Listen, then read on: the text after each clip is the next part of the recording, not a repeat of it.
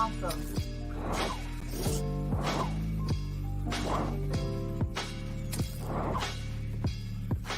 Thank you for tuning in.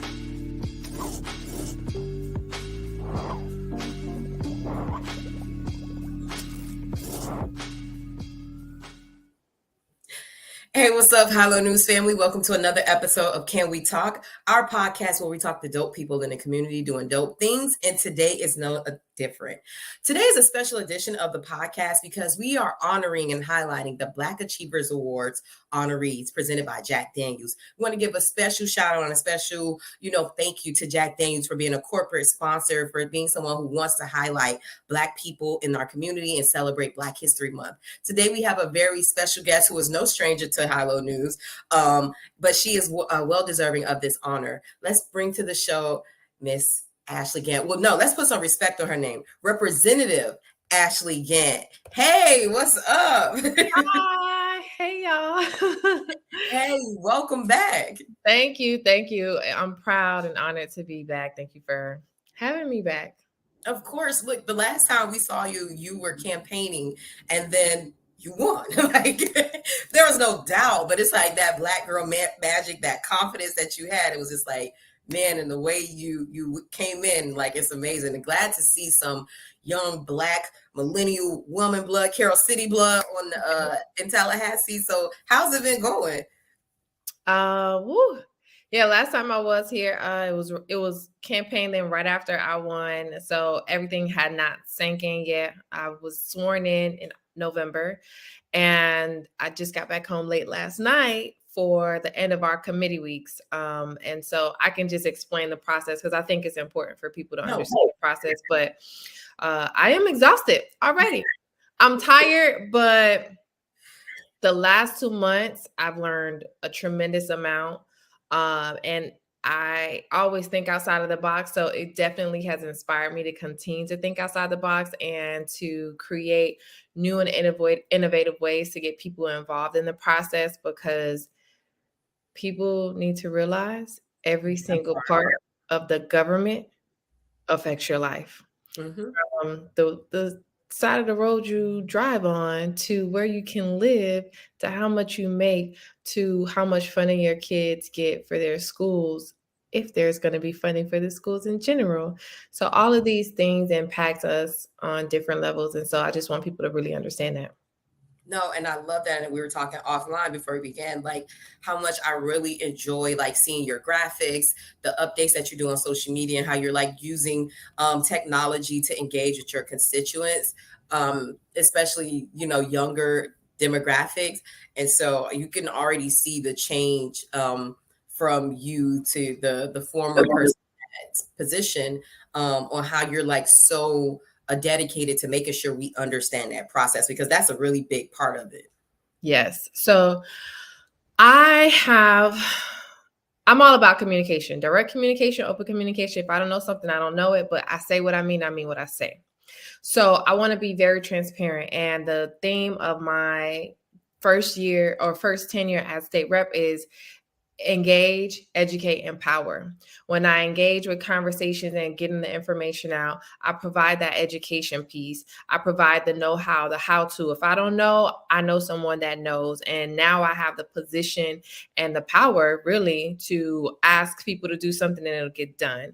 And then that leads to empowerment. So when you are more educated and knowledgeable about what's going on, what your rights, abilities, what access you have, what things are available to you to better you, you are empowered. And that's the goal of me serving as a rep.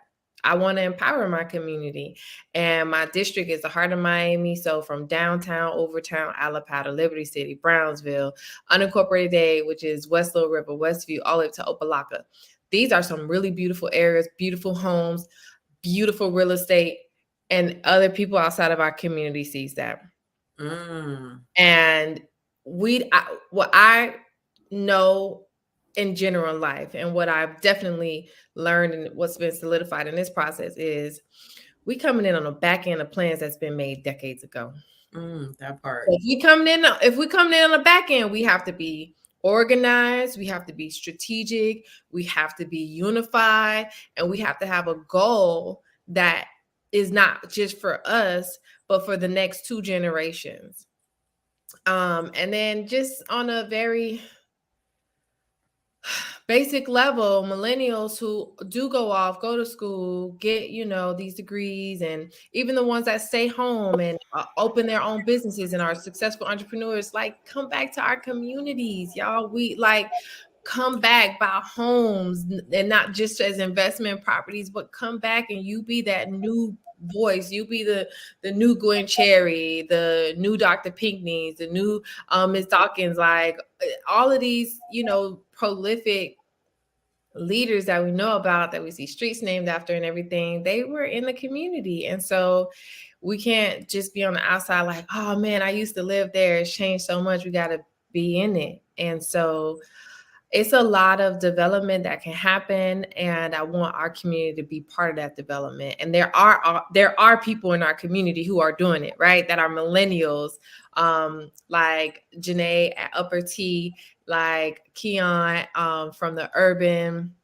So, I'm not saying that it doesn't exist, but if we come back in numbers or we reinvest in our community truly, we can support our elected officials like Christine King, Keon Hardman, and Marlene Bastian, that has the bulk of that represents those areas. And so I'm honored to be in this position because it is the district that Gwen Cherry did represent. Nice. And Gwen Cherry, listen, I am obsessed with learning about her life because she was the first Black woman in the Florida legislature. Wow. And being up there, so she came in the 70s, and being up there now, it gives me even a greater appreciation for just the audacity and the gumption that she had. Like every year I pick a word. This year my word is gumption. Like, I'm going to be audacious. I'm going to take up space. And if that makes you uncomfortable, welcome to the show, because I'm not going to be the only one in this room that's uncomfortable. So it's been interesting. But about the process, so we go through committee weeks, and you get assigned to the different committees by the Speaker of the House. All of this information is on the House website, floridahouse.gov, I think, but you could just Google Florida House and you could go in there. You can see who your representative is. You can look at the makeup of the representatives. You can also see the committees that each representative is on. You can see the laws that are being proposed and who they're being proposed by, and you can pull them up and just, get an idea of what's going on. You can even see when that next committee meets, and you can watch it on the Florida channel. You can watch that on your TV. You can also watch that on your phone. And it might seem boring, but these laws, these policies that's being introduced, they're going to impact you. So I get emails all the time from people like, oppose this bill, support this bill. I'm this person, I'm that person. A lot of people out of, all over the state, they email everyone. Wow. And that's how you use your voice as power. So you email them, you give them, they say they sometimes it's like a template, and they'll tell me like, the subject is oppose HB such and such, and HB means House bill. So oppose that bill number. And then once you have that in the subject, I know what you're talking about. You open it, and then you have your email, and it could just be like, hey, I live such and such, I'm your constituent, blah, blah, blah. Or, hey, I live in Miami, and you emailing somebody in Tallahassee or the Panhandle, and they're on the committee that's going to hear that bill, you still should email them. So you don't just email your representative, you email everybody, because we're all representing the state of Florida. Good. And so you let them know, like, HB 999 just got dropped this week, and that's completely transforming higher education. It has a part in there where gender studies is going to be gender studies is going to be eliminated, and I haven't read the bill yet, so these are snippets that I've seen, and that the bill essentially is going to make every single Black student union at every PWI illegal. Like, wow. It's trying to eliminate diversity, equity, and inclusion. You already know CRT was only being taught in post-secondary education, and even master's and PhD programs, eliminating that. Like, we have to look at what's happening. We already got our education, right? Mm-hmm. Who are these impact? Like, I think and I am a conspiracy theorist, so put that out there. I wholeheartedly believe that they want to make a less educated populace that's more controllable, because the more you know, the more you can think and understand and create your own voice, opinion, and you can listen to opposing views and still disagree and still respect that person. But if you don't have that analytical and cognitive level, you resort to what? Brute violence. Mm-hmm. And you have this extreme like groupthink, right? And I'm in this group and that's it. Everybody else is wrong. And these progresses or the progress from over these last couple decades with equity, with inclusion, it's to create or diminish the otherness of Black people and anybody that's non-white, and so we're seeing a straight up attack on it. Wow. And yeah, I can go on and on, but anyway, so you can see what bills are up, what committee they're going to, and you can email every single person on that committee. And on the flip side, I got my first bill heard, and my first bill. Nice. Congrats. Thank you. It's actually a really big deal because I'm a freshman. I'm in a super minority party, and my bill, which was very strategic on my part, because it's something that needs to exist, it's lactation spaces in the courthouse. So that's not something that exists now. And everybody uses the courthouse, and it's not a rule across the state. And so I got it on the agenda. It passed unanimously. So when you file a bill, the Speaker of the House assigns it to committees. It's usually 3, it could be 2. So I have 3 committees. So I passed my first committee. Now your bills, once they're introduced and they are put on the agenda, so a bill can die by never being put on the agenda. So it will never be heard. So it was put on the agenda, and it will go to the next committee. So I, as the bill sponsor, I have to do my stuff on the back end. So I have to work the bill. So I need to, establish relationships, talk to the staff that's on that committee, talk to the chair and the vice chair, and let them know, like, this is what my bill is. This is what the state interest is and the legislative purpose. And then, really hope that it gets on the agenda. So my first bill got heard, and I'm very hopeful that, I'll get through all 3 committees and it'll go to the floor. Once it goes to the floor, that means the entire body of the House of Representatives hears the bill. Oh, wow. That's where we can vote on it. But it's a process for it to be voted on as well. So you read it out, you give your intro, questions are asked, and then something called debate. So people that speak for it, people who speak against it. So it's a whole system and process for it to actually get to the point where it's being voted on. And then the same thing has to happen on the Senate side. So if I have a bill in the House, I have to have a Senate sponsor, and it has to go through the same process on the Senate side. So and much. It has to pass both, and then it can go to the governor. So you think that it seems nonpartisan, so you feel like it'll get the support that it needs? We'll see. Last year, it went through all the committees in the Senate, but it didn't get agendaed in the House. So this isn't a new bill, but I'm the new bill sponsor for the House. So in the Senate, it's already passed through 1 committee. So it only has 2 committees right now in the Senate. It passed through the first one unanimously. It's on to the second one.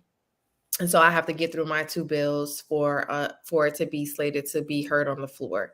So it is nonpartisan. And every time I speak with a representative, they're like, "Wait a minute, that doesn't exist." I'm like, "Right, it doesn't." And it's a common sense solution. And the way the bill is structured, it doesn't require expenses or like new construction in the courthouse. It's repurposing a place that already exists, or cornering off like a little section for a pod or whatever, something that's private, that's hygienic, that doesn't require mothers to take their babies in the bathroom, or mothers to go in a nasty public bathroom. And not all public bathrooms are dirty, but it's unsanitary. So, yeah, that's the goal of the bill. So I'm very excited that it was heard, and I'm working it. Okay, I'm working. Congrats. I see you're already doing the thing. You just got there, like, and you already shaking things up. And that's really amazing. And honestly, that goes to show why you're so well deserving of the Black Achievers Award. And the fact that you're like, look, I'm gonna take this opportunity to inform people and not talk about myself and what it is, what I do and who I am.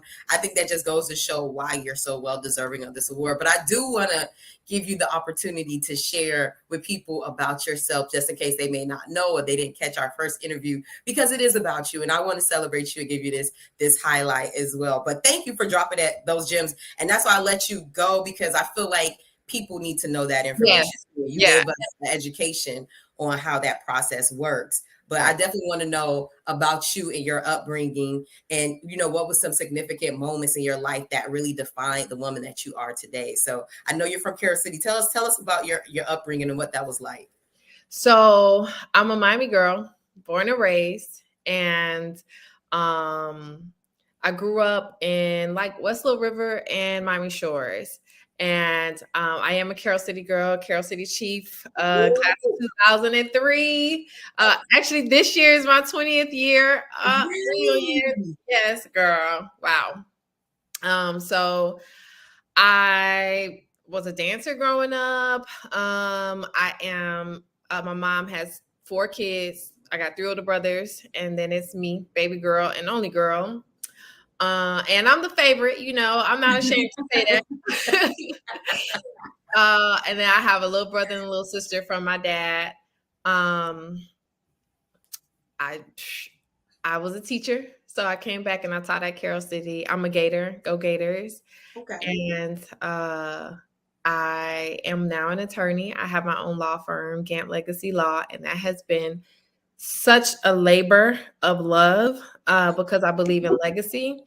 It's been hard as heck. And then I went ahead and just ran for office, which is, I'm doing 2 very, very hard things at the same time. So I've been giving myself a lot of grace so that I don't lose my mind. But I'm very excited about what I want to do in my law firm. I do have very ambitious goals. I'm trying to align the law firm goals with what I'm doing here in the elected official space. I was a dancer growing up. I'm a little old. These knees don't move like they used to move. So I need to get in the gym now. That's how I get my workout. But I love science fiction. I am a sci-fi nerd. I love reading. Audiobooks are my thing. I recommend audiobooks to everyone to learn how to be a better listener. It actually teaches you how to be a better listener. And I'm an auntie. For my brothers, I have 10 nieces and nephews. And from my cousins' kids, who are my nieces and nephews, I have 15. And yeah, so I am the auntie. I'm the fine auntie, honey. I love it. If you ask my mama, she ready for me to be the fine mama because she ready for her baby girl to have a baby. And I'm like, okay, one day, I am very transparent about this. I tell people know this about my story. I froze my eggs. So to all the professional young women who are like, I'm in my 30s. I might want to have a baby. I don't know, or maybe I want to wait. Go freeze them eggs, honey. I'm telling you. We did a whole episode about that because Dear Mary Jane, starring Gabrielle Union, was my introduction to that. And I've been thinking about that. So that's crazy that you've done it. My best friend calls me Mary Jane all the time. Like, I never watched. You look like her too. Have you heard that before? People tell me that a lot. They, she was like, you Mary Jane. I'm like, I never watched it, so now I think I need to go back and watch it so I can understand. But yeah, I did. I'm like, and I want a lot of young women to know that is an option. Like, fund it however you need to. And you allow yourself the opportunity to really not make a decision to men don't understand, but that baby fever and that time, that biological clock is real. And so you do have that instinctual human biological urge, I want to have a baby. And if you want kids, right? And I did not want to be in a position where I had those urges that are very real, but then I ended up having a baby with someone that I did not want to have a life connection with because they were present at that moment. Yeah. So I love my life. I love the things that I'm doing. I love the goals that I've set, the goals that I have set, that are future goals. And I don't want child or becoming a mother or motherhood to be something that happens haphazardly. So I gave myself the opportunity to plan for it.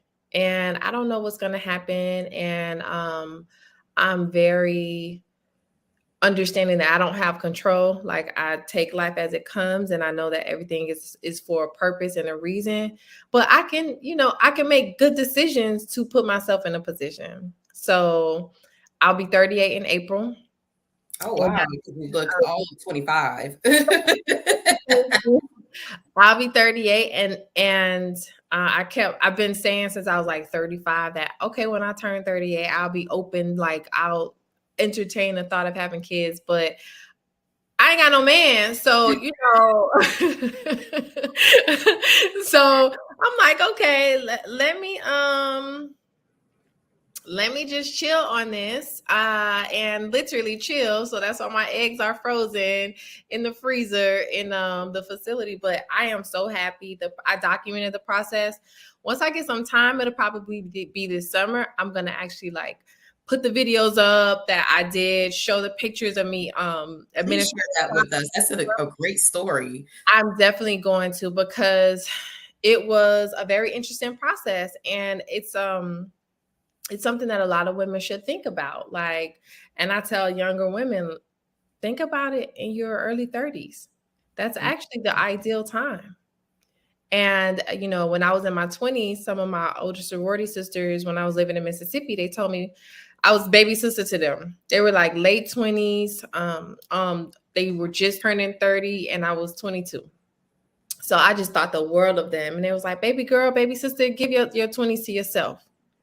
And I was like, you're right. I am. It's like, figure out who you are. Travel, do whatever you want to do. Give your 20 to yourself. The man, the babies, all that's going to come. But this time that you have now for yourself, that's very special. And you won't get that back. So, That's really good. I give that advice to young women, and I took it. And now that I'm in my 30s have been amazing, even with different life experiences. It's been amazing. And so, yeah, like, I'm very transparent about that. That's why I wanted to bring it up, because freeze them eggs, honey. We breaking generational habits and generational trauma. That part. We are becoming whole people so that we can birth people and give them emotional connection and vulnerability that is very, very part of the human experience. But because of the history of slavery, and I always revert back to the slavery, because enslavement, that brutality was traumatic.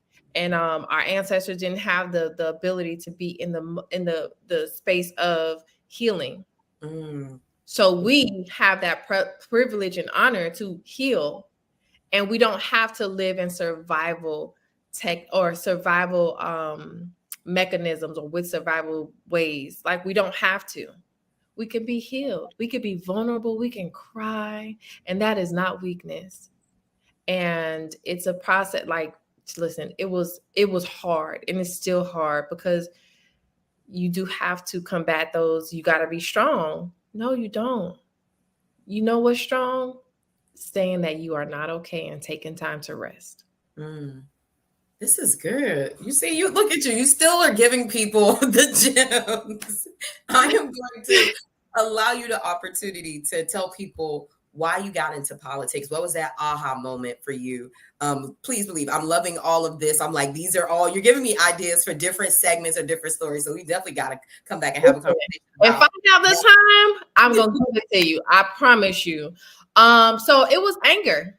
I didn't think about it. I live my life and my friends be like, I'm crazy, but I just be trying stuff. I really do just try stuff. I'd be like, okay, that sounds cool. I think I could do it. And that's how I function in life, because either I'm going to learn or I'm going to win. And so in this process, I did both. My predecessor was not representing our community, and I felt like he was actually selling the community out. And I saw his vote on the abortion ban in particular, and I'm very vocal about that. The government has no business telling anybody in this state what to do with their body, and I don't care who you are. That's your body. And so he voted for that, and I was like, yeah, no. I looked it up, and I was like, nobody's running against this man. And I was like, well, I can be mad and complain on social media, or I could do something. And that was my do something, child. And so I ended up winning. And like, I'm in it. I'm going to be launching a volunteer program. I'll let you know. I'm still finalizing that with my team, but a volunteer program to really engage and activate our community. So, that's how I got into politics. I don't think I'm a politician. I'm an elected official. I've always been serving my community. I've always been doing it. So this is a different way to do it. And I'm very honored to do this. Very, very honored. I don't take it lightly at one moment because it's not about me. Because listen, I love my private citizenship and my anonymity. Going into Target looking crazy. Okay. I love that. Now people be recognizing me and I'll be like, oh, I'm glad I did that I had on in the house. I'm glad I changed to this dress, Lord. But it's real. Like, you give up a lot of yourself. And that was something that kept me outside of this world for years because I just didn't want to give up that privacy. Yeah. And now, I'm in it and it's my reality. So I'm gonna do everything I can possibly do. And it's not going to be about me. I am going to create a succession program, teach young. I have my 2 interns, my legislative interns are both FAMU students. Yes. Both from South Florida. One, her mom is a principal in my district. The other one, she's from Broward. I'm teaching them how to be professionals. Like, when you come in my office, I want you to present yourself a certain way. And that's what I want to give back to the next generation. Like, we got a lot of brilliance. We have to cultivate it, and it ain't no gatekeeping. What we keeping out? Who we keeping out the gate? Our people. Look, you are saying some progressive things, like from the gatekeeping to the succession plan. This is things we've seen. No shade to older Black politicians, but it's just been a different culture with them, and the kissing the ring, and the fact that you said I'm creating a succession plan. I've just never really heard that from generations before. It's almost like I'm going to die in this seat because it took me so long to get to this position. And understandable because, like you said, slavery, Jim Crow, racism, segregation, it took them a lot to get there. But I'm glad that you and people like you are in the position to say, hey, I could do something different to make sure this is going. I ain't kissing no rings. I understand deference. I respect my elders 100%. But I ain't kissing no rings. I cannot, because I said this, like, millennials, we come knocking on the door. Hey, we need the mentorship. We need the help. When you close that door, we're going to bust through the window. And when we get inside, please don't think that I'm going to be deferential to you. No. Okay? Because I got here on my own at this point. So I'll listen to you because you do have wisdom to give me, but don't sit here and act like I'm about to beg and bow and cow to you or cower. Like, no, I'm not. And that's a generational. We could talk about this generational breakdown in communication because that's very real. But I'm like, y'all, I embrace us. Like, I'm gonna embrace Gen Z. Because I ain't about to be doing it. I'm about to go to sit down, okay? At 38, you're already thinking about. That's the difference between millennials and baby boomers and even Gen Xers. Right. I'm gonna go sit down, okay? I'm gonna be on the beach. I'm gonna be like, come on, girlfriends. Me and my girls, we're going on vacation. Yes. I'm gonna have my vacation, my family vacation. I am not gonna stress myself out all this time. I'm gonna teach you the tools. If you need to run something by me, I'm gonna be there. But I want to cultivate generations of leaders. That's how you create wealth and legacy and posterity. And the generations before knew that. The breakdown happened at integration. And I'm a history nerd as well. Like I said, I read a lot, and so just reading has informed me on a tremendous level. Wow, Ashley, you're like dropping gems, and I love this energy that you have brought into the legislator and the elected official ecosystem down here. I hear the rumblings about you. People are really supporting you and like you in that position, so that's good to see. And you orange and black, so that feels good to know that. Like, yes. Chiefs in the house. Ain't everybody know I'm a chief, and I'm very deferential and biased to us. So yeah, I'm always. Everybody got a favorite. That's life. Everybody got a favorite. Don't let nobody tell you otherwise. That orange and black's just something different. I agree. Ashley, before I let you go, I would want to know in your own words, what does it mean to you to be a Black achiever? Oh, that means honoring those who came before me. I think that in order for us to progress, we do have to acknowledge the struggle. Like our ancestors were killed and literally faced death. What people talking bad about me? Who? I don't wake up next to you and you ain't my best friends. Okay. Like we have to acknowledge those before us and build on that and still progress and also still have our own voice. Mm-hmm. So I'm very honored. I was like, oh, me, child, just over here, doing my little thing. Stop it. You've been killing it. I just see it as it's not about me, because it's a whole lot of people that came before me, and I'm standing where I am because of them, and they had no idea I would even exist. So taking it from that perspective allows me to stay grounded. And I don't use the word humble because I am very confident and I boast about myself, okay? But it allows me to stay grounded and rooted in my why. I believe when people forget their why, that's when they go astray. And my why is helping people and serving people, because I know that that's what I've received and I wouldn't be here without that. So that's what it means. I love it. That is a beautiful, exclamation point to such a great, fun interview, one that took all type of twists and turns. But I love it because it's like we get to learn more about you, but also to get to understand this process about you being a state representative and what that means. And I'm so glad you took this time to inform us and break that down for our audience, because this is stuff that we need to know. Ashley, how can people connect with you, whether that's online or you as a state representative? Where do you want to send people if they have more questions or want to just follow you in general?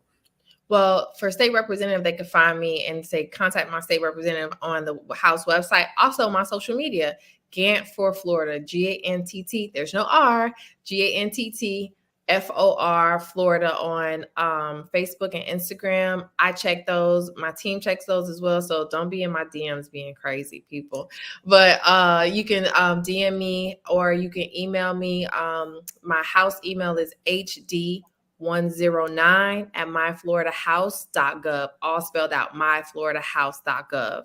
And yeah, if you go on my Instagram, I have a pinned post with my contact information as well. So any one of those. And on Twitter, I'm Gantt #4 Florida. So the Gantt #4 and then Florida on Twitter.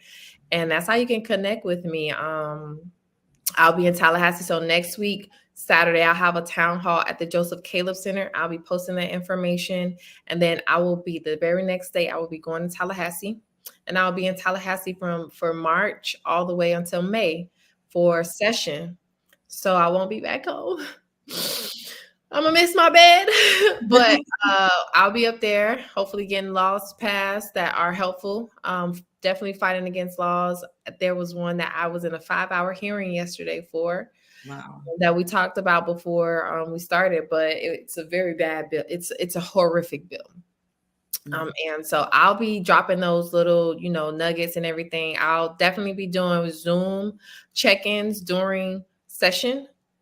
So you can log in. I'm going to post it on my social media. I will have a listserv to send emails soon. That has to go through its process in the House. So, we're submitting that we can get it approved. Yeah. Whatever communications are sent out, I have to get it pre-approved and stuff. So I will be doing that, but you can sign up for my listserv, and there will be a registration link for next Saturday that will be that will accompany the flyer that I'll be posting, so that people can come out and hear what's going on and volunteer. I'm starting a volunteer program, so I'll be announcing it next week.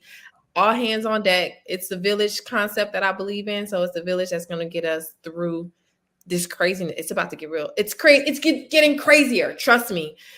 Like, but being informed is definitely going to be needed because we have another election next year for the interim. Yeah. So we can get more Democrats back into the House and balance the power scale so that we can combat a lot of this stuff that's happening. It's bad. So yeah, that's how you can contact me. Love it, guys. Make sure you're following Ashley. Also, you guys got to see why she is a Black Achiever Awards honoree. Thank you so much for taking time to speak with us. I know you're ripping and running in your session and committees and all these things, but thank you for taking time to speak with us and to accept this award. We want to give another special shout out to Jack Daniels for being the corporate partner to understanding the importance of highlighting people like Ashley and celebrating them for Black History Month. We will be having the awards reception February 28th at the Historic Hampton House in Liberty City. In my district. That's my district. That's our district. Yes. Okay. Look at the layers. It goes down at 7 p.m. You guys can go to Eventbrite to RSVP. They're going fast. So yeah, I hope you got your spot because this is a hot ticket right now. Again, thank you, Ashley. Thank you for being a Black Achiever. Thank you for all the work you're doing as a state representative. And please come back to Hello News. You know, you're a friend to the show. Come back, break down things, let us know what's going on so that we can support you in the work that you're doing. I definitely will. Thank you for the platform that you're creating.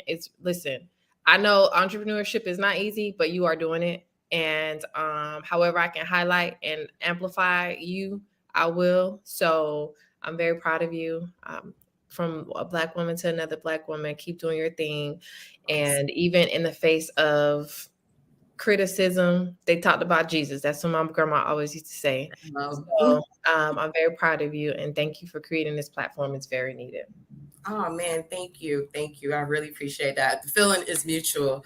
Again, guys, you can head to Hello News Miami to find out all you need to know about the Black Achievers Awards presented by Jack Daniels.